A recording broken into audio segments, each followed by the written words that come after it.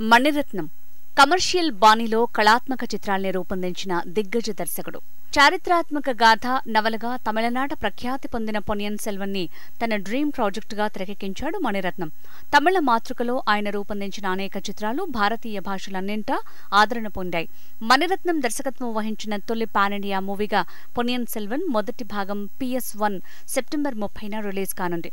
500 కోట్ల భారీ బడ్జెట్తో నిర్మించిన ఈ చిత్రానికి దర్శకత్వంతో పాటు నిర్మాతల్లో ఒకరిగా వ్యవహరించారు మణిరత్నం. చోళుల మధ్య జరిగిన అంతర్యుద్ధం నేపథ్యంలో ఈ చిత్రం తెరకెక్కింది. చోళుల యువరాజు కరికాలన్ హత్య చేయబడతాడు.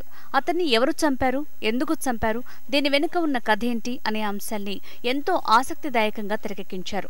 జేఎం రవి పొన్నియిన్ సెల్వన్ గా రాజరాజ చోళుడిగా నటించాడు. ఆదిత్య కరికాలన్ గా విక్రమ్ కనిపించబోతున్నాడు. ఆదిత్య కరికాలన్ మనసు పడిన యువరాణిగా, అంతఃపురంలో కుట్రలు పన్నే నందినిగాను ఐశ్వర్యరాయ్ ద్విపాత్రాభినయం చేశారు. వందియదేవన్ గా కార్తీ నటిస్తున్నారు. అతని ప్రేయసి కుందవాయి పాత్రలో త్రిష మెరవనుంది. శోభిత వానాతిగా ప్రభు, పెరియవెల్లార్గా శరత్ కుమార్ నటించారు. సుందర చోళునిగా ప్రకాష్ రాజ్ నటించారు. అతిరథ మహారథులైన నటవర్గంతో మనస్సును కదిలించే పాత్రలకు ప్రాణప్రతిష్ఠ చేస్తున్నాడు మణిరత్నం. మరి ప్రేక్షకులు ఎలా స్పందించనున్నారు? సెప్టెంబర్ 30న తేలనుంది.